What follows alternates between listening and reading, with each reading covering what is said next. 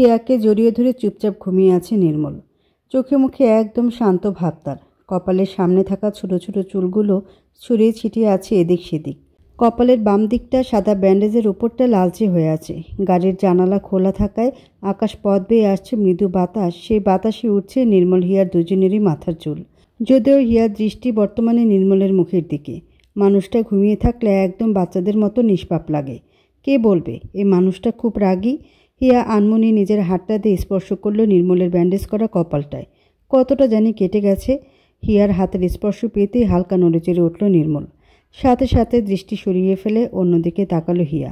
সে ভাবল হয়তো নির্মল উঠেছে, কিন্তু না, নির্মল ওঠেনি। হালকা নড়ে আবারও ঘুম দিয়েছে গভীর। সময় যাচ্ছিল 2 মিনিট 3 মিনিট করে সময় কাটছিল। দুপুর গড়িয়ে বিকেল হয়ে আসছে। এবার হিয়া নড়ে চড়ে উঠল। অনেকক্ষণ হয়ে গেছে, এবার বাড়ি যাওয়া দরকার তার। কিন্তু নির্মলের তো এখনও ঘুম ভাঙার নামগন্ধও নেই। এখন কি করবে হিয়া? একবার ডাকবে, যদি রেগে যায়। কিন্তু এভাবে তো বসে থাকাও যাচ্ছে না। হিয়া অনেকক্ষণ ভেবেচিন্তে সিদ্ধান্ত নিল এবার ডাকবে সে নির্মলকে। শান্ত সুরে বলল হিয়া, নির্মল শুনছেন? এবার উঠুন, আমাকে যে যেতে হবে। হিয়ার কথার প্রত্যুত্তরে কিছুই বলল না নির্মল, এমনকি নড়ল না। এবার হিয়া আর একটু জোরে শব্দ করে বলল, নির্মল শুনছেন? এবার হালকা নড়েচড়ে উঠল নির্মল, তবে চোখ খুলল না। হিয়া ভেবে পাচ্ছে না এখন কি করবে সে। এদিকে সময় চলে যাচ্ছে। বাবা বাড়ি গেলে নির্ঘাত তাকে মেরেই ফেলবে। এমনিতেও বাবাকে কিছু না বলে চলে এসেছে সে। বাড়িতে ঢুকলেই হাজারটা প্রশ্নের সম্মুখীন হতে হবে তাকে। কিন্তু এই নির্মলের যে ঘুমই ভাঙছে না। এবার কি করবে? হিয়া আর একবার ডাকতে নিল নির্মলকে।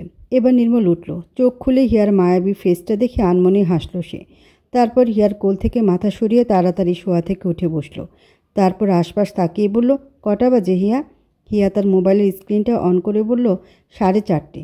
সাথে সাথে চোখ বড় বড় করে ফেলল নির্মল। কি বলছো? আমি এতক্ষণ ঘুমিয়েছিলাম?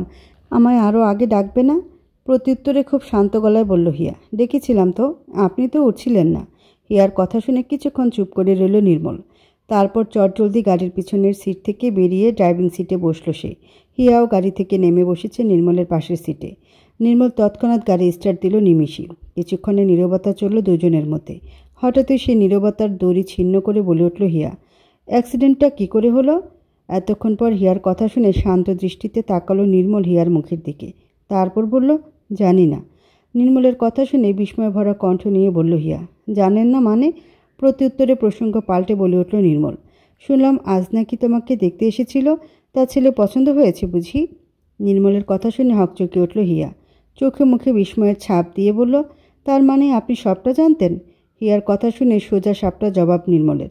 না জানার কি আছে? এবার বেশ খটকা লাগলো হিয়ার কাছে। ভ্রু কুচকে বলল সে, আপনি কি তাদের সাথে ঝামেলা করেছেন নির্মল? উত্তরে হাসল নির্মল। তারপর বলল, ওনাদের সাথে আমি ঝামেলা করব কেন? আপনি আমার থেকে কিছু লুকাচ্ছেন নির্মল, বলুন না প্লিজ। বেশ আগ্রহ নিয়ে জিজ্ঞেস করল হিয়া। আশ্চর্য, যখন কিছু হয়নি তাহলে বলবো কি? ওভাবে তাকিও না, প্রেমে পড়ে যাব কিন্তু। আপনি একটা যাচ্ছে তাই।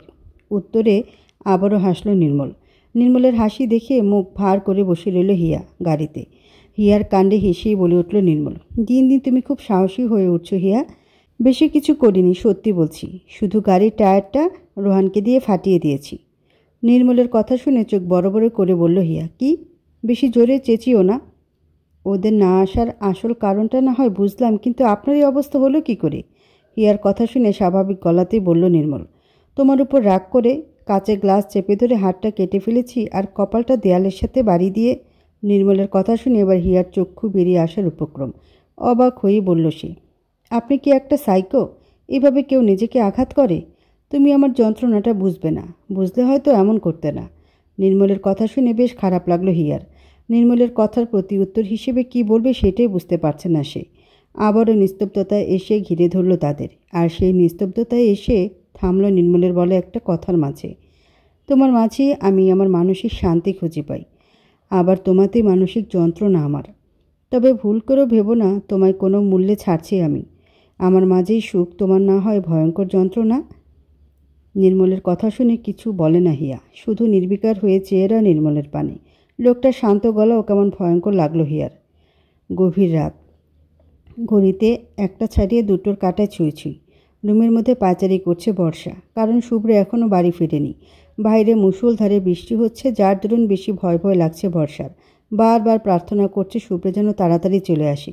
সেই সন্ধ্যা রাত থেকে বৃষ্টি হচ্ছে, থামার কোনো নামগন্ধ নেই। ভয়ে শরীর কাঁপাকাঁপির মতো অবস্থা তার। আজ শুভ্র কেন এত লেট করছে এটাই বুঝতে পারছে না বর্ষা। লন্ডনে আসার পর আজও এত বৃষ্টি হচ্ছে। বেশ কয়েকবার শুভ্রকে কলও করেছিল বর্ষা, কিন্তু প্রত্যেকবারই সেটা নট রিচেবল বলছে। টেনশনে মাথা খারাপ হয়ে যাচ্ছে বর্ষার। এমন সময় বাড়ির কলিং বেলটা বিকট শব্দে বেজে উঠল। আচমকা এমনটা হওয়াতে বুক সমেত কেঁপে উঠল বর্ষার। তৎক্ষণাৎ নিজেকে সামনে নিয়ে দৌড়ে গেল দরজার কাছে। দরজা খুলতে শুভ্রের ভিজে একাকার হয়ে যাওয়ার অবস্থা দেখে বলল বর্ষা, আজ এত দেরি কেন করলেন? উত্তরে শুভ্র জড়ালো গলায় বলল, অফিসে একটু কাজ ছিল।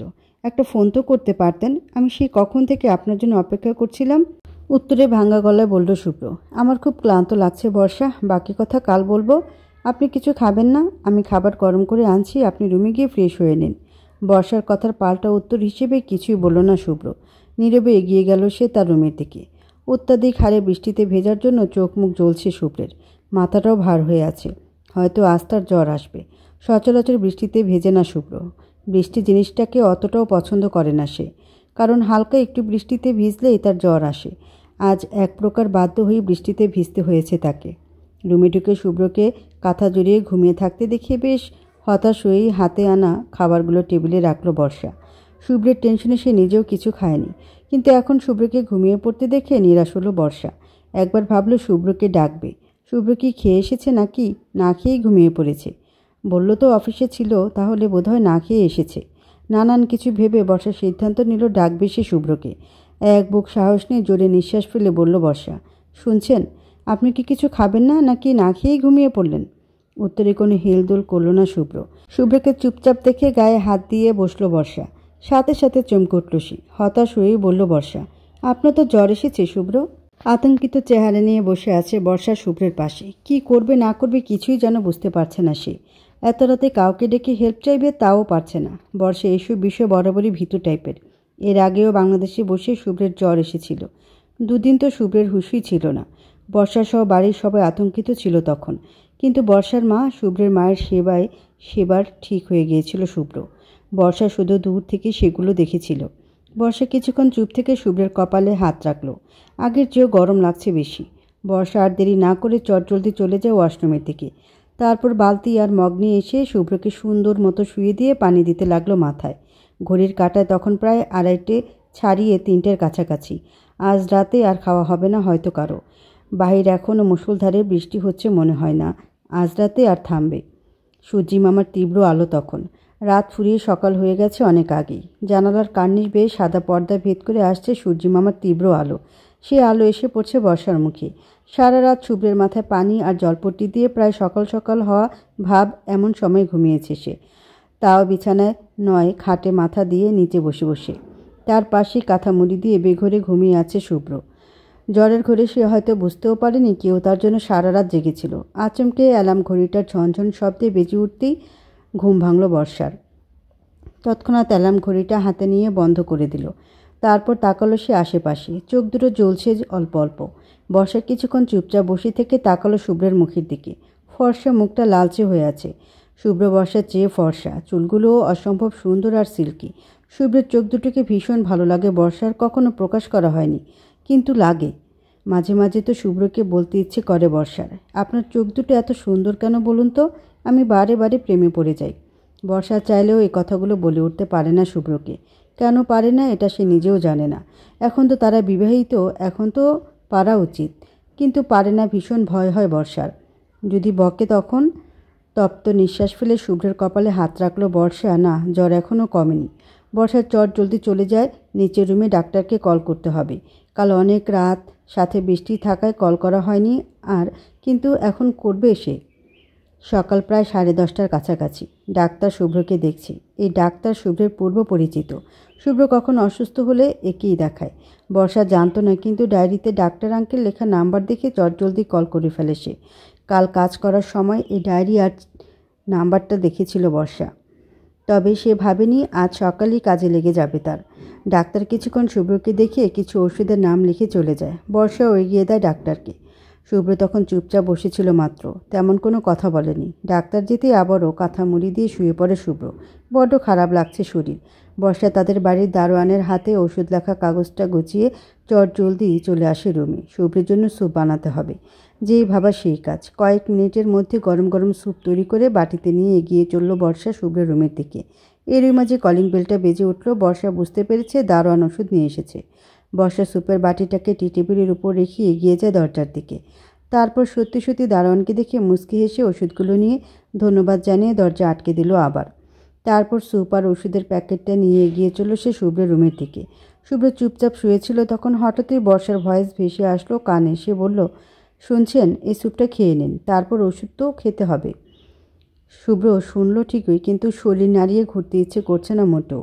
শুভ্রের হেলদোল না দেখে আবারও বলল বর্ষা, আমার কথা কি আপনি শুনতে পাচ্ছেন?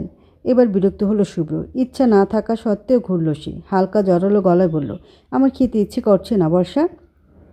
এভাবে বলবেন না, না খেলে ওষুধ কী করে খাবেন বলুন? উত্তরে কিছুক্ষণ চুপ থাকলো শুভ্র। তারপর আস্তে আস্তে শোয়া থেকে উঠে বসল সে। কিন্তু বসতেই মাথাটা যেন ঘুরে উঠল তার। যা দেখে শুভ্রের পিঠের পিছনে বালিশ দিয়ে আধশোয়া হয়ে বসালো বর্ষা। তারপর বলল, এভাবে বসলে আপনার খারাপ লাগবে না। প্রতি উত্তরে কিছু বলে না শুভ্র, শুধু চেয়ে রয় বর্ষার পানে। বর্ষা এগিয়ে দেয় স্যুপের বাটিটা। যদিও তার ইচ্ছে ছিল শুভ্রকে খাইয়ে দেওয়ার, কিন্তু সাহসে কুলাচ্ছে না। শুভ্র স্যুপের বাটিটা হাতে নেয় ঠিকই, কিন্তু চামচ ধরে খেতে পারছে না। শরীরের সমস্ত শক্তি যেন কোথায় হারিয়ে গেছে তার। শুভ্রের কাজ দেখে বর্ষা কিছুক্ষণ চুপ থেকে এক বুক সাহস নিয়ে বলে, আমি কি আপনি খাইয়ে দিব? বর্ষার কথা শুনে শুভ্র মাথা নাড়ায়, যা দেখে বর্ষা খুশি হয়ে স্যুপের বাটিটা হাতে নিয়ে ফু দিয়ে খাওয়াতে থাকে শুভ্রকে। শুভ্র বর্ষার মুখের দিকে তাকিয়ে থেকে আস্তে আস্তে খেতে থাকে স্যুপটা। বর্ষার ভিতর থেকে একটা ভালো লাগা কাজ করছে। জীবনে প্রথমবার শুভ্রের সেবা করার সুযোগ পেয়েছে। নিজ হাতে খাইয়ে দিচ্ছে। বিষয়টা সত্যি আকাশের চাঁদ পাওয়ার মতো আনন্দ দিচ্ছে বর্ষাকে। আনমনে ঠোঁটের কোণে হাসি জমল বর্ষার। বর্ষার মিটমিটে হাসি দেখে বলে উঠল শুভ্র, তুমি হাসছো কেন? সাথে সাথে চমকে উঠল বর্ষা। হালকা থমকানো ভাব আসলো চেহারায়। বর্ষা সেই থমকানো ভাব নিয়ে বলল, কই না তো। প্রতি উত্তরে পাল্টা আর কিছু বলল না শুভ্র। অন্য সময় হলে হয়তো বলতো, কিন্তু এখন ভালো লাগছে না। কিছুক্ষণের মধ্যে শুভ্রকে অর্ধেকের বেশি স্যুপ খাইয়ে ওষুধ খাইয়ে দিল বর্ষা। আরও খাওয়াতে চেয়েছিল, কিন্তু শুভ্র খেতে চায়নি। বর্ষাও আর জোর করেনি। সারাদিনের মতো খুঁটিনাটি কাজ আর শুভ্রের সেবা করে কেটে গেল বর্ষার। রাত প্রায় 12টার কাছাকাছি। আজ আবারও লন্ডনের শহর কাঁপিয়ে বৃষ্টি নেমেছে। বিদ্যুৎ চমকাচ্ছে ঘন ঘন, যার দরুন ভীষণই ভয় লাগছে বর্ষার। তার উপর শুভ্রের জ্বর। সব মিলিয়ে বিচ্ছিরি একটা পরিস্থিতি। ভয়ের চোটে ঠিকভাবে রান্নাঘরে দাঁড়িয়ে থাকতে পারছে না বর্ষা। এত ভয় কেন হচ্ছে এটাই যেন বুঝতে পারছে না বর্ষা। এত বড় বাড়িতে শুধুমাত্র সে আর শুভ্র থাকে। আর এখন তো শুভ্র উপরের রুমে আর বর্ষা নিচের রুমে। শুভ্রকে খাইয়ে ওষুধ দিয়েছে অনেক আগেই। এখন শুধু এঁটো বাসনগুলো ধুতে এসেছিল বর্ষা। হয়তো এত রাতে এসে ভুলই করেছে। যদিও খুব বেশি বাসন নয়। এমন সময় হঠাৎ বিকট শব্দে বিদ্যুৎ চমকালো। সাথে সাথে রুহু সমেত কেঁপে উঠল বর্ষার। বর্ষা তাড়াতাড়ি তার কাজ শেষ করে এক প্রকার দৌড়ে চলে গেল শুভ্রের রুমে। শুভ্র তখন ঘুমিয়েছিল। জ্বর কমেছিল একটু। বর্ষা জোরে জোরে নিঃশ্বাস ফেলে তাকিয়ে রইল শুভ্রের মুখের দিকে। ভাগ্যিস ঘুমিয়ে আছে, না হলে তার মতো এত বড় ডিঙ্গি মেয়েকে দৌড়াতে দেখে হাসিতে লুটিয়ে পড়তো যেন। বর্ষা চুপচাপ গিয়ে শুয়ে পড়ল শুভ্রের পাশ দিয়ে। আজ খুব ভয় লাগছে তার। নিজের বাড়ি থাকলে এতক্ষণে মাকে জড়িয়ে ধরে চিটপটাং হয়ে ঘুমিয়ে পড়তো বর্ষা, কিন্তু এখন শুভ্রকে জড়িয়ে ধরা আর কারেন্টের সুইচের ভিতর যেচে আঙুল ঢুকিয়ে দেওয়া যেন একই বিষয়। বিছানায় কিছুক্ষণ এপাশ ওপাশ করে চোখ বুজিয়ে ফেলল বর্ষা। এর মধ্যে আবারও আকাশ পথ বেয়ে বিদ্যুৎ চমকালো। সাথে বিকট শব্দ আসতেই ভয়ে শোয়া থেকে উঠে বসলো বর্ষা। কাঁদো কাঁদো ফেস নিয়ে আকাশের দিকে তাকিয়ে বলল সে, এমন করো কেন? দেখো না আমি ভয় পাই। প্রতি উত্তরে আকাশমামা আবারও চেঁচিয়ে উঠল, যার দরুন কান চেপে ধরল বর্ষা। ভীষণভাবে কান্না পাচ্ছে তার। বর্ষা ছলছল চোখে শুভ্রের দিকে তাকালো। ভীষণভাবে চেঁচিয়ে বলতে ইচ্ছে করছে তার, শুনছেন, আমার ভীষণ ভয় লাগছে। আমি আপনার জড়িয়ে ধরে ঘুমাতে চাই। কিন্তু কথাগুলো মুখ দিয়ে আর বের হয় না বর্ষার। ঠোঁট পর্যন্তই আটকে রয়। আর শুভ্র শীত জ্বরের চাপে চুপচাপ ঘুমিয়ে থাকে মাত্র। আজ আবার পাত্রপক্ষ দেখতে এসেছে হিয়াকে। তবে আগেরবার যারা আসতে চেয়েছিল তারা নয়, অন্য কেউ। আজও লাল টুকটুকে রঙের শাড়ি পরে বসে আছে হিয়া। বিরক্ত লাগছে তার। তার সামনে একজন ভদ্রলোক আর একজন ভদ্রমহিলা বসে আছে। আর ওদের দুজনের মাঝখানে বসে আছে দাঁত উঁচা ভুঁড়িওয়ালা একটা ছেলে। মিটমিটে হাসছে ছেলেটা। হিয়ার ইচ্ছে করছে ছেলেটার দাঁতের মধ্যে গুঁড়ো মরিচ দিয়ে দিতে। ভূতম একটা। হিয়া শুরুতে ভেবেছিল আজও হয়তো নির্মল কোনোভাবে এই পাত্রপক্ষের আশা আটকাবে, কিন্তু আটকায়নি। এতে যেন অবাকের পাশাপাশি খারাপও লেগেছে হিয়ার। হঠাৎই সামনে বসে থাকা ভদ্র মহিলা বলে উঠল, আমার ছেলে কিন্তু খুব ভালো, একদম মা পাগল, মা যা বলে তাই শোনে। উত্তরে হাসে হিয়ার বাবা, আর হিয়া মনে মনে বলে, এতই যখন মা পাগল তাহলে বিয়ের করার কি দরকার, মায়ের আঁচল ধরে বসে থাকলেই তো হয়, যত সব আজারা লোকজন। আচমকে হিয়ার ভাবনার মাঝে ছেলের মা প্রশ্ন করে বসলো হিয়াকে, তা মা তুমি রান্নাবান্না করতে পারো তো? এমন সময় এন্ট্রি মারল আমাদের গল্পের হিরো নির্মল। চোখের চশমাকে খুব স্টাইল মেরে ঠিক করে এগিয়ে আসতে আসতে বলে উঠল সে, কেন, বিয়ের পর বউকে দিয়ে রেস্টুরেন্ট চালানোর ইচ্ছে আছে নাকি? সাথে সাথে উপস্থিত সবাই পিছন ঘুরে তাকালো, আর হিয়ার তো চক্ষু বেরিয়ে আসার উপক্রম। অবাক হয়ে বলল সে, এখানে কেন এসেছে? চোখ বড় বড় করে তাকিয়ে আছে হিয়া নির্মলের মুখের দিকে। তার বিশ্বাসই হচ্ছে না নির্মল এই মুহূর্তে তার বাড়িতে এসেছে। অন্যদিকে নির্মল খুব ভাব নিয়ে সবার সামনে এগিয়ে এসে পায়ের উপর পা তুলে বসলো সামনের সোফায়। নির্মল বসতেই তার পেছন পেছন কয়েকটা ছেলে ঢুকে মিষ্টি ফলমূল রাখলো সামনে টি টেবিলের ওপর। তারপর চলে যায় তারা আবার বাইরে। এরই মধ্যে হিয়ার বাবা বলে উঠল, তুমি কে? আর তোমার সাহস তো কম না, হুট করে বাড়িতে ঢুকে অভদ্রতা দেখাচ্ছ? হিয়ার বাবার কথা শুনে খুব স্টাইল মেরে নিজের চোখের চশমাটা খুলল নির্মল। তারপর ওপর থেকে পা নামিয়ে বলল, শ্বশুরমশাই বেশি চাপ নেবেন না, আমি আপনার ভবিষ্যৎকালের মেয়ে জামাই। নির্মলের কথা শুনে তেল ইবুগুনে এক হলো হিয়ার বাবা। বসা থেকে উঠে দাঁড়িয়ে কাট কাট গলায় বললেন উনি, মজা হচ্ছে এখানে? আমাদের কি জোকার মনে হয় তোমার? এই তো শ্বশুর মশাই, আমার সিরিয়াস কথাটাকে আপনি মজা ভেবে বসলেন। আপনার সাথে পরে কথা বলছি, আগে এদের সাথে কথা বলে নিই।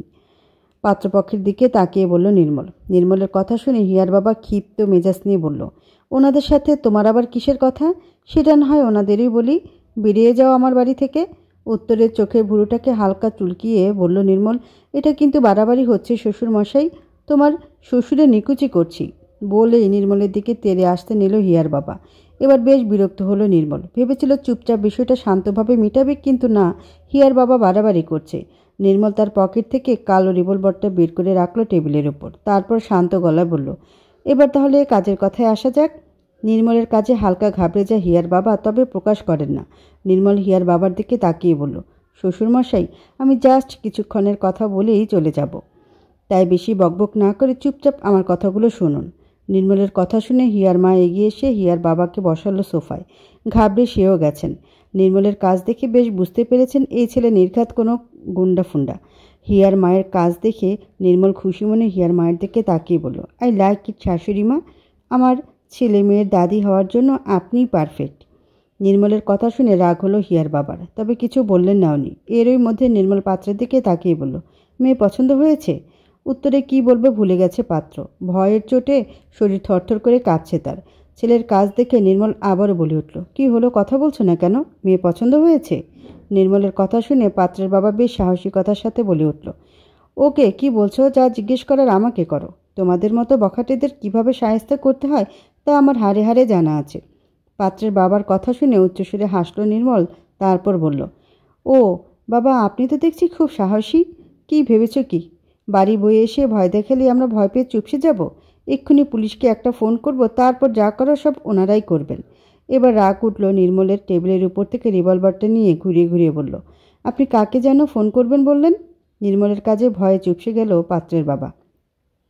নির্মল দেয়াল বরাবর একটা গুলি ছুড়ল, সাথে সাথে পাত্র ভয়ের চোটে কোলে উঠে বসলো তার মায়ের। পাত্রের কাজে হিয়ার হাসি পাচ্ছিল খুব, কিন্তু আপাতত সে হাসিটাকে দমিয়ে রেখে চুপচাপ বসে রইল সে। নির্মল পাত্রপক্ষের দিকে তাকিয়ে বলল, আমি হিয়ার পুরনো লাভার, বুঝতেই পারছেন কতটা ভালোবাসলে বাড়ি বয়ে আপনাদের জানাতে আসছি। এখন বলুন, আপনারা কি এখনও এখানে বসে থাকবেন নাকি?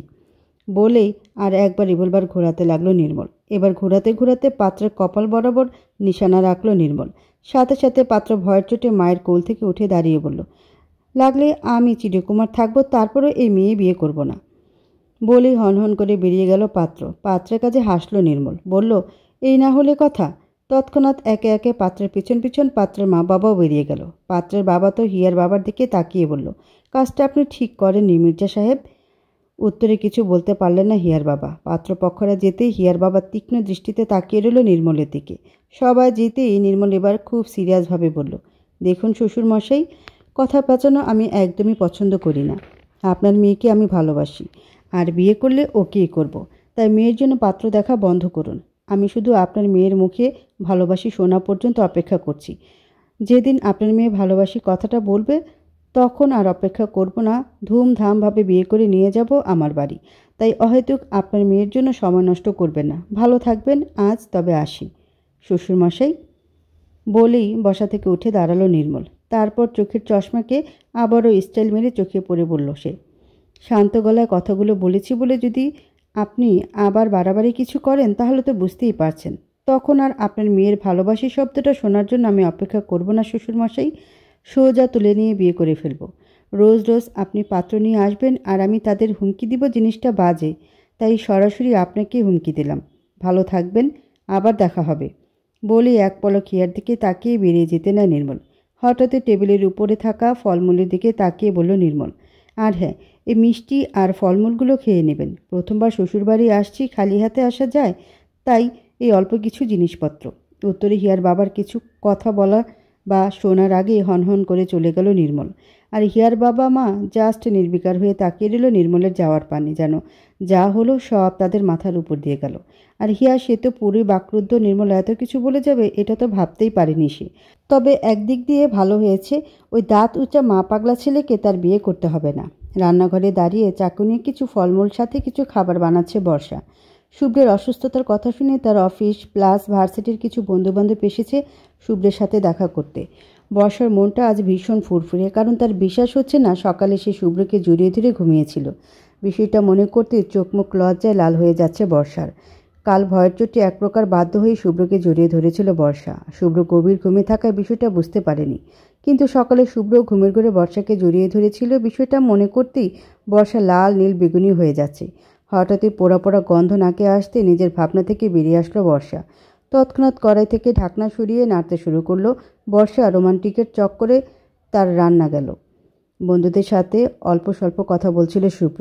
জ্বর তার আগের থেকে অনেকটাই কমে গেছে। বর্ষার সেবায় প্রায় সুস্থ শুভ্র। এমন সময় হাতে ট্রে নিয়ে ভিতরে ঢুকলো বর্ষা, পরনে তার শাড়ি। সকালে ঘুম থেকে উঠে পড়েছিল বর্ষা। বর্ষা মুচকি হেসে খাবারগুলো বিছানার উপর রাখলো। শুভ্র খাবার দেখে বলল সবাইকে, খাও সবাই। শুভ্রের কথা শুনে ওরাও খেতে শুরু করলো। পায়েস তৈরি করেছে বর্ষা। বিদেশি খাবার রান্না করা এখনও শেখেনি সে, তাই অনেক ভেবেচিন্তে এই খাবারটা বানিয়েছে সে।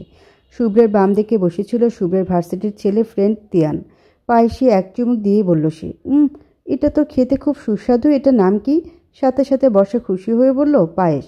বর্ষার কথা শুনে তিয়ান তাকালো বর্ষার দিকে, তারপর বলল, পায়েস। তিয়ানের কথা শুনে হেসে ফেলল বর্ষা, তারপর বলল, আপনি তো ঠিকভাবে উচ্চারণই করতে পারছেন না, আর একবার নামটা বলো। উত্তরে আবারও হাসে বর্ষা, তারপর বলে, ঠিক আছে, পায়েস। পাতেস। সাথে সাথে উচ্চস্বরে হেসে ফেলল বর্ষা। বর্ষার হাসি দেখে বলল তিয়ান, আরে তুমি হাসছো কেন? না না, কিছু না। এদিকে বর্ষা আর তিয়ানের হাসি দেখে মোটেও ভালো লাগছে না শুভ্রের। রাগ হচ্ছে তার। সে বুঝে না এত হাসার কি আছে। কিছুটা ক্ষিপ্ত মেজাজ নিয়ে তাকিয়ে আছে শুভ্র বর্ষার মুখের দিকে। আর বর্ষা প্রায় সব ভুলে তিয়ানের সাথে হাসাহাসি করছে। মূলত তিয়ানের বাংলা শব্দগুলোকে ফানি ফানি করে বলছে বলে বর্ষা না চাইতেই হেসে ফেলছে। তিয়ান তার পুরো পায়েসটা শেষ করে বলল, পাতেস না, পাশিও না, পায়েসটা কিন্তু খুব ডিলিশিয়াস ছিল ভাবি। উত্তরে হেসে বলল বর্ষা, থ্যাংক ইউ। বর্ষার কথা শুনে মুচকে হাসে তিয়ান। এরপর আরও কিছুক্ষণের কথোপকথন হয় সকলের মাঝে। সবাই বর্ষার হাতের রান্নাকে প্রশংসা করে। সাথে শাড়িতে বর্ষাকে খুব সুন্দর লাগছে এটাও বলে, বিশেষ করে তিয়ান। শুভ্র মুখ ভার করে সবার কথার প্রত্যুত্তর হিসেবে শুধু মুচকে হাসে। অতঃপর খাওয়া দাওয়া শেষ। কিছুক্ষণ শুভ্রের সাথে কথা বলে বর্ষা থেকে উঠে দাঁড়ালো সবাই। তারপর বর্ষা আর শুভ্রকে টাটা বাই বাই জানিয়ে বেরিয়ে যায় বাড়ি থেকে। বর্ষাও খুশি মনে সবাইকে এগিয়ে দিতে বেরিয়ে যায় ওদের পিছু পিছু। শুভ্রের দিকে তাকায়নি একবারও, যার কারণে শুভ্রের আরও বেশি রাগ হচ্ছে। সে কি বলেছে বর্ষাকে ওদের এগিয়ে দিতে? তাহলে যেচে কেন যাচ্ছে? অতিরিক্ত। শুভ্র ক্ষিপ্ত মেজাজ নিয়ে চুপচাপ বসে রইল খাটে। রাগ হচ্ছে তার, ভীষণ রাগ। এদিকে দরজার সামনে দাঁড়িয়ে সবাইকে বিদায় জানালো বর্ষা। বেশ লেগেছে তার শুভ্রের বন্ধুদের। মেয়ে ছেলে সবাই যথেষ্ট ভালো। শুভ্রকে কত সম্মান করে। মুচকি হাসলো বর্ষা, তারপর দরজা আটকে চলে যায় শুভ্রের রুমের দিকে। এঁটো বাসনগুলো এখনও শুভ্রের রুমে রয়েছে, সেগুলো এনে ধুতে হবে তাকে। যেই ভাবা সেই কাজ। বর্ষা রুমে ঢুকে সর্বপ্রথম চলে যায় বিছানার কাছে। কোনো কিছু না বলেই বিছানার ওপর থেকে ট্রে সমেত থালা বাসনগুলো গুছিয়ে হাতে নেয় সে। তারপর খুশি মনে বলে, আপনার বন্ধুগুলো ভীষণ ভালো, কি সুন্দর মিষ্টি কথা বলে। উত্তরে শুভ্র চুপ। শুভ্রের চুপ থাকার মাঝে আবারও বলে উঠল বর্ষা, বিশেষ করে তিয়ার নামের ছেলেটি। বাংলা ঠিকভাবে উচ্চারণই করতে পারছিল না। পায়েসকে কত কিছু বলল, পাতেস, পাশেও আরও কত কি। বলতে বলতে হেসে ফেলে বর্ষা। বর্ষার হাসি দেখে গম্ভীর কণ্ঠ নিয়েই বলে উঠল শুভ্র, এক দেখে এত ভালো লেগে গেল ওদের? তাহলে বলছি কি, আপনি ভাগ্য করে এমন ভালো বন্ধু পেয়েছেন। আমার তো হাতে গোনা মাত্র কজন। উত্তরে কিছু বলে না শুভ্র। কেন যেন বর্ষার মুখে তিয়ানের প্রশংসাটা ঠিক নিতে পারছে না সে। বর্ষা এঁটো বাসনগুলো একটু সাইড করে রেখে বিছানা ঠিক করতে করতে বলে, আপনি রাতে কি খাবেন? কিছু না, গম্ভীর কণ্ঠে বলল শুভ্র। স্যুপ খাবেন? উত্তরে চুপ থাকে শুভ্র। এরই মধ্যে বর্ষার ফোনটা বেজে ওঠে। বর্ষাও বেশি কিছু না ভেবে ফোনটা তুলল। উপরে তার বেস্ট ফ্রেন্ড আরোহীর নাম্বার দেখে খুশি মনে হ্যালো বলতে বলতে এঁটো বাসনগুলো হাতে নিয়ে শুভ্রকে টোটালি ইগনোর করে বেরিয়ে গেল রুম থেকে। আর শুভ্র জাস্ট হাবলার মতো তাকিয়ে রইল বর্ষার পানে। বর্ষার ইগনোর দেখে আরও রাগ হলো শুভ্রের, তবে সেটা প্রকাশ করলো না একটুও। বিকেল 5টা। ঢাকার উত্তরার একটা পুরনো লাইব্রেরিতে চুপচাপ বসে আছে হিয়া। চোখে চশমা, পরনে পেস্ট কালার সালোয়ার কামিজ, চুলগুলো সুন্দর মতো আঁচড়ে বেনুনি করা, দৃষ্টি তার বইয়ের পাতায়। এমন সময় হতভম্ব হয়ে তার দিকে দৌড়ে এগিয়ে আসতে লাগলো শিফা। আশেপাশে তাকে লাইব্রেরির শেষ প্রান্তে হিয়াকে দেখে 5-10 কিছু না ভেবেই ঝড়ের গতিতে দৌড়ে গিয়ে বসলো হিয়ার মুখোমুখি। তারপর হতভম্ব গলায় বলল সে, দোস্ত, শুনলাম নির্মল ভাইয়া নাকি তোদের বাড়িতে গিয়েছিল তোর বিয়ে ভাঙতে। শিফা এতটাই উচ্চস্বরে কথাটা বলল যে আশেপাশের লোকজন তাদের কাছ থেকে চোখ সরিয়ে তাকালো শিফার দিকে। সবার চাহনি দেখে হালকা ঘাবড়ে যায় শিফা। তৎক্ষণাৎ সবার কাছে নিচু সুরে বলল সে, সরি, আসলে একটু বেশি উত্তেজিত হয়ে গেছি আর কি। আপনারা আপনাদের কাজ করুন। লোকগুলো শুনলো কেউ কিছু না বলে আবারও নজর দিল তাদের কাজে। সবাইকে নিজের থেকে দৃষ্টি সরাতে দেখে স্বস্তির নিঃশ্বাস ছাড়ল শিফা। তারপর আবারও দৃষ্টি রাখে সে হিয়ার দিকে। মেয়েটা কোনো ভাবনাহীনভাবেই চুপচাপ চেয়ে আছে বইয়ের দিকে। শিফা বুঝলো না, তার চেঁচানো শুনে সবাই তার দিকে তাকালেও হিয়া কেন তাকালো না? সে কি শোনেনি তার এই ষাঁড়ের মতো গলা? শিফা বিস্মিত কণ্ঠ নিয়ে আবারও বলে উঠল, দোস্ত, তুই কি শুনতে পাসনি আমার কথা? নাকি নির্মল ভাইয়ের কাণ্ডে তুইও আমার মতো নিস্তব্ধ? প্রত্যুত্তরে খুব শান্ত গলাতে বলল হিয়া, শুনছি তো। আর তেমন কিছু হয়নি যার কারণে নিস্তব্ধ হয়ে যাব। হিয়ার কণ্ঠ আর কথা শুনে অবাক হয়ে চোখ বড় বড় করে বলল শিফা, শুনছিস তাহলে কিছু বলছিস না কেন? আর তুই সত্যি ঠিক আছিস দোস্ত? এবার হিয়া বইয়ের পাতা থেকে দৃষ্টি সরিয়ে চোখ রাখল শিফার দিকে। তারপর বলল, তুই যতটা হাইপার হচ্ছিস তেমন কিছুই হয়নি। কিছু হয়নি? না, তবে বিয়েটা ভেঙে গেছে, আমি ভীষণ খুশি হয়েছি।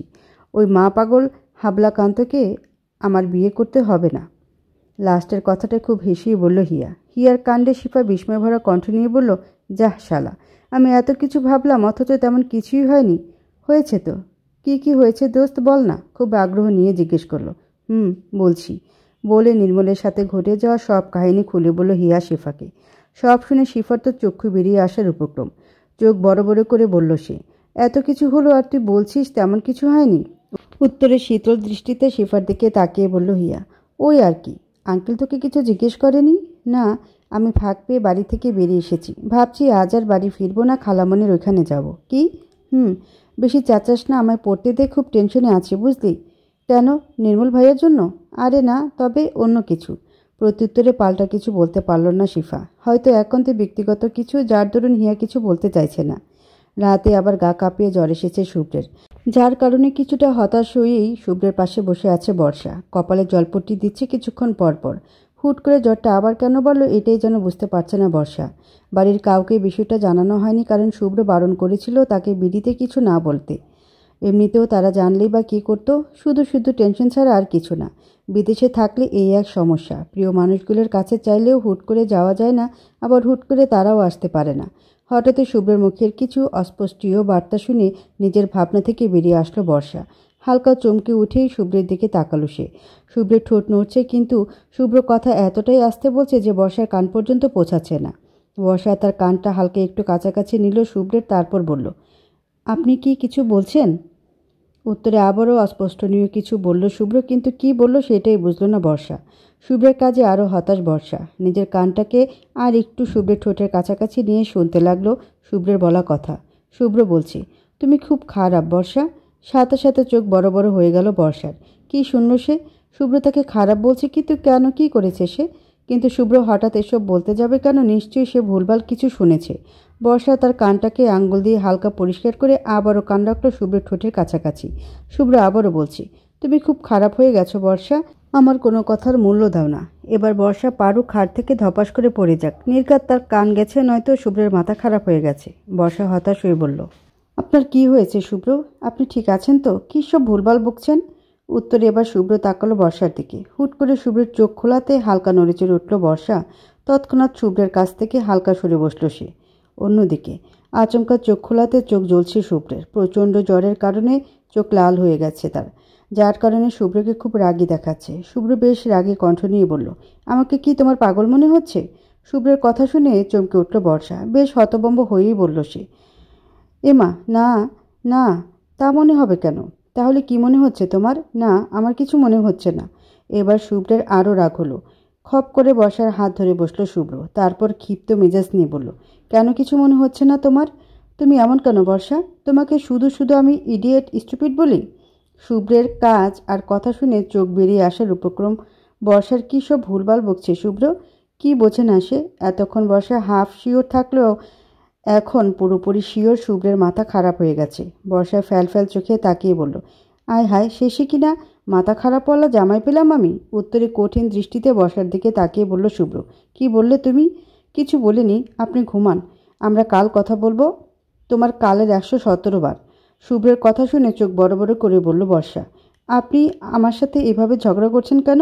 বর্ষার কথা শুনে বর্ষার দিকে তেড়ে গিয়ে বলল শুভ্র, আমি তোমার সাথে ঝগড়া করছি? তা নয়তো কি, বেশ করেছি ঝগড়া করছি। আমি আমার বউয়ের সাথে ঝগড়া করছি, তাতে তোমার কি? ইডিয়েট একটা। আর কিছু বলতে পারল না। শরীরের শক্তি যেন লোপ পেল শুভ্রর। ক্লান্ত শরীরটাকে আনমনে নিতিয়ে দিল সে বর্ষার কোলে। কোলে মাথা রাখতেই ঘুম এসে ভর করল শুভ্রর চোখে। নীরবেই ঘুমের দেশে তলিয়ে গেল সে। আর বর্ষা সে বুঝলই না হুট করে শুভ্রের কি হলো। কি এমন করেছে সে, যার কারণে শুভ্র তার সাথে জ্বরের ঘরে এভাবে ঝগড়া করলো? অবাক কাণ্ড। ঘড়ির কাঁটারা টিকটিক শব্দ করে চলছিল বেশ। রাতের আলোক মাখা জ্যোৎস্না ভরা তারারা জলজল করছে আকাশের বুকে। জানালা জুড়ে থাকা সাদা পর্দাগুলোই নড়ছিল বারংবার। আর এসবের ভিড়েই শুভ্রের চুলে আনমনে বিলি কাটছিল বর্ষা। ঠোঁটে রয়েছে তার মিষ্টি হাসি। যদিও শুভ্রের শরীরের জ্বরের তাপে সেও গরম হয়ে যাচ্ছে খুব। বর্ষা আনমনে তাকিয়ে রইল শুভ্রের মুখের দিকে। তারপর বলল, আপনি এমন কেন শুভ্র? আমি জানি কিছুক্ষণ আগে আপনি যে পাগলামিগুলো করলেন সেগুলো সত্যি ছিল না। জ্বরের ঘোরে ভুলভাল বকেছেন মাত্র। তবে কি বলুন তো, আমি খুব খুশি হয়েছি। বাস্তব না হোক, ভুলভালই শ্রেয়। ইস, যদি সত্যি সত্যি আপনি আমায় ভালোবাসতেন। আচ্ছা, আপনি কি কখনোই আমায় ভালোবাসবেন না শুভ্র? কি জানি, হয়তো বাসবেন, হয়তো না। তবে আমি আপনার সাথে থাকতে পারছি, এটাই অনেক। আপনি হয়তো জানেনও না, সেই ছোটবেলা থেকেই আমি আপনায় ভালোবাসি শুভ্র। যবে থেকে জেনেছি আপনিই আমার স্বামী হবেন, তবে থেকে সেই ভালোবাসা যেন আরও গভীর হয়েছে।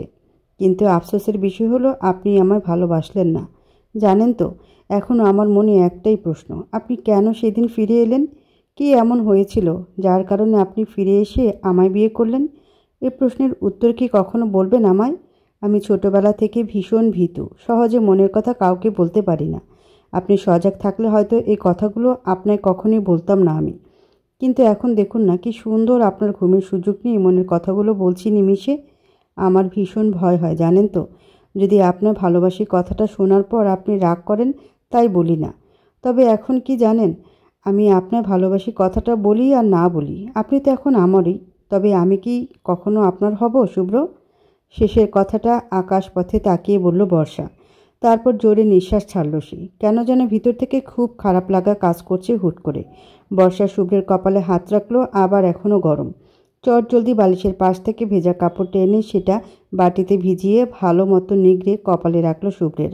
গায়ের কাঁথাটাও সুন্দর মতো জড়িয়ে দিল শুভ্রের গায়ে।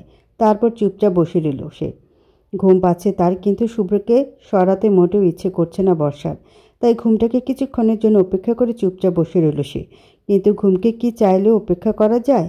তাই বলতে না বলতেই আনমনি দেয়ালে মাথা ঠেকিয়ে ঘুমিয়ে পড়ল বর্ষা নিজের অজান্তেই। জানালার কার্নিশ বেয়ে ধেয়ে আসছে মৃদু আলো, সাথে শীতল বাতাস। রাতের চাঁদ মামা উঁকি দিচ্ছে শুভ্রের রুমে। তারাও জ্বলছে খুব।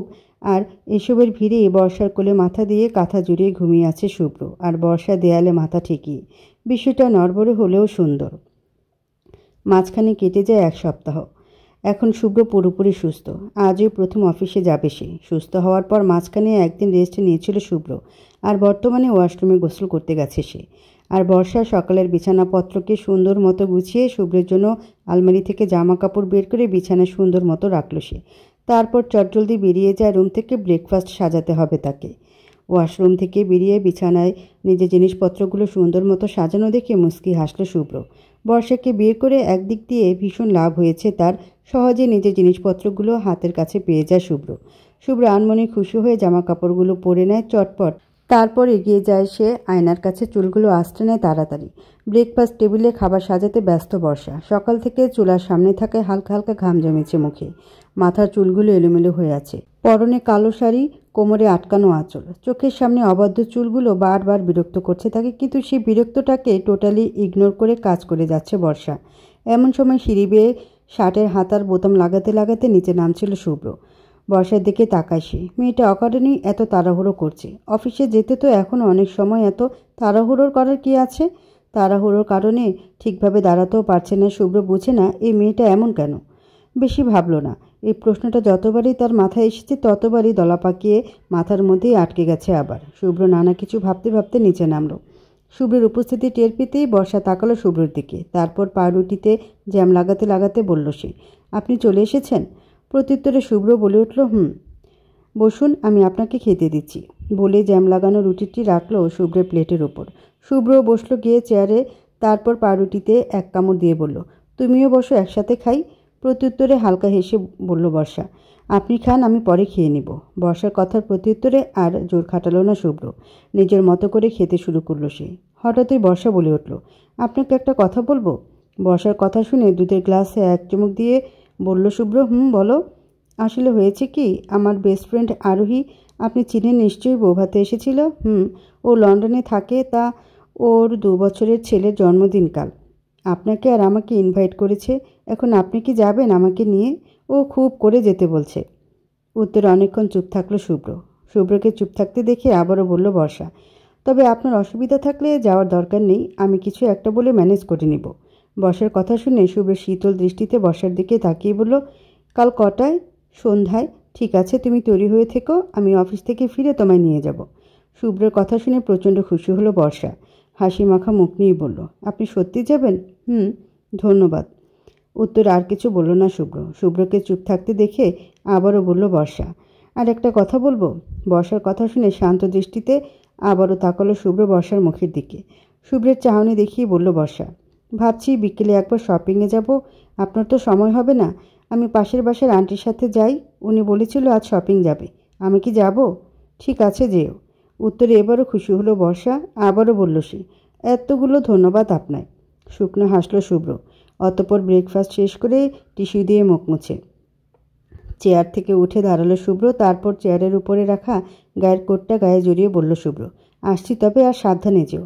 শুভ্রের কথা শুনে মুচকি হেসে বলল বর্ষা, আপনিও সাবধানে যাবেন। এতটুকু বলে নিজের ব্যাগপত্র নিয়ে বেরিয়ে গেল শুভ্র। আর বর্ষাও শুভ্রকে দরজা পর্যন্ত এগিয়ে দিয়ে আবার দরজায় আটকে চলে আসে ভিতরে। দুপুরের কড়া রৌদ্রের মাঝে ফাঁকা একটা রাস্তা দিয়ে ভার্সিটি ছেড়ে বাড়ির উদ্দেশ্যে যাচ্ছে হিয়া। চোখে মুখে বিস্ময়ের ছাপ। মূলত রিকশা না পাওয়ায় এভাবে হাঁটছে সে। এমন সময় পেছন থেকে একটা ছেলে এসে ব্যাগ ধরে দিল টান। আচমকা এমনটা হওয়াতে পুরো চমকে উঠল হিয়া। চোর চোর বলে মুখ দিয়ে বেরিয়ে আসলো কিছু স্পষ্টনীয় ধ্বনি। কিন্তু ততক্ষণে ব্যাগ নিয়ে দৌড়ালো চোর। হিয়াও হতভম্ব হয়ে দৌড়াতে লাগলো চোরের পিছন পিছন। কিন্তু কিছু দূর এগোতেই মাঝ রাস্তায় জুতো পিছলে রাস্তার মাঝে হুমড়ি খেয়ে পড়ল সে। এতে হাতে আর পায়ে প্রচণ্ড ব্যথা পায় হিয়া। হিয়া বুঝল না তার ওই ছেঁড়া ব্যাগটাকে নিয়ে চোরটা কী করবে। তেমন কিছু নেই ব্যাগে। মোবাইলটা হিয়ার হাতে ছিল, যার কারণে মোবাইলটা বেঁচে গেল। এটা নিলে হয়তো একটু লাভ হতো। ব্যাগের ভিতর একটা নতুন ডায়েরি ছিল, মাত্র কিনেছিল, আর 2টো কলম। বাকিটা বাসায়। আজ তেমন কিছু আনেনি হিয়া। কিন্তু ওই 3টে জিনিসকে বাঁচাতে গিয়ে নিজেকে আহত হতে হলো খুব। হিয়া আশেপাশে তাকিয়ে সামনে একটা গাছের নিচে বসলো চুপচাপ। হাত আর পা জ্বলছে খুব। হাঁটতেও কষ্ট হচ্ছে। এখন কি করে বাড়ি ফিরবে? ভীষণভাবে কান্না পাচ্ছে হিয়ার। কেন যে চোরের পিছনে দৌড়াতে গেল? রাস্তাটা খুব ফাঁকা আর নিরিবিলি থাকায় কারো কাছে হেল্পও চাইতে পারছে না হিয়া। পায়ে আর হাতে অসহ্য যন্ত্রণা হচ্ছে, রক্তও বের হচ্ছে। হিয়া অনেক ভেবেচিন্তে শিফার নাম্বারে কল করতে নিল। এমন সময় আচমকে একটা ছেলে পায়ের কাছে এসে পড়তে ভয়ে আঁতকে উঠল হিয়া। সঙ্গে সঙ্গে তাকালো সে ছেলেটির মুখের দিকে। মাত্র যে ছেলেটা তার ব্যাগ নিয়ে পালিয়েছিল সেই ছেলেটা। হিয়া বিস্মিত হয়ে তাকালো সামনে। তার দিকেই রাগী লুকিং নিয়ে এগিয়ে আসছে নির্মল। হিয়া একদমই ভাবেনি এই মুহূর্তে নির্মল তার সামনে আসবে। এই ছেলেটা কি তাকে আড়াল থেকে ফলো করে, নাকি যে যখনই প্রবলেমে পড়ে তখনই সামনে চলে আসে? হিয়া শিফার নাম্বারে আর ডায়াল না করে চুপটি বসে রইল গাছের নিচে। এরই মাঝে নির্মল নিচে লুটিয়ে পড়া ছেলেটার ঘাড়ের অংশ চেপে ধরে বলল, তোর এত সাহস কী করে হলো আমার জানকে আঘাত করার? প্রত্যুত্তরে ভয়ার্থ চেহারা নিয়ে বলল ছেলেটি, ভাই এইবারের মতো মাফ করে দেন, আমার ভুল হয়ে গেছে, আমায় ক্ষমা করেন ভাই। ক্ষমা? নির্মলের কাছে কোনো ক্ষমা নেই। তোর জন্য আমার প্রিয়দর্শিনী আঘাত পেয়েছে, রক্ত ঝরছে, আর তুই বলছিস তোকে ক্ষমা করে দিব? বলেই মুখ বরাবরই একটা ঘুষি মারল নির্মল। সাথে সাথে ছেলেটির মুখ দিয়ে রক্ত বেরিয়ে আসতে লাগলো। নির্মল আরও কয়েকটা মারবে তার আগে হিয়া বলে উঠল, থামুন নির্মল, কি করছেন? কি ছেলেটা মরে যাবে তো? মারতেই তো চাই, ওকে ছেড়ে দে নির্মল, আর আমার ব্যাগে তেমন কিছু ছিল না। কিন্তু নির্মল শুনল না, এলোপাতাড়ি মারতে লাগলো ছেলেটিকে। নির্মলের কাজে হিয়া চেঁচিয়ে বলে উঠল, থামুন নির্মল, আমায় ভালোবেসে থাকতে থেমে যান বলছি। এবার থামল নির্মল। নির্মলের কাছ থেকে ছাড়া পেতে ছেলেটি দৌড়ে পালালো। আর নির্মল নিচের দিকে তাকিয়ে জোরে জোরে নিঃশ্বাস ফেলতে লাগলো। ভয়ঙ্কর ভাবে রেগে গেছে সে। হিয়া তাকে না থামালে নির্ঘাত ছেলেটিকে আজ মেরেই ফেলত সে।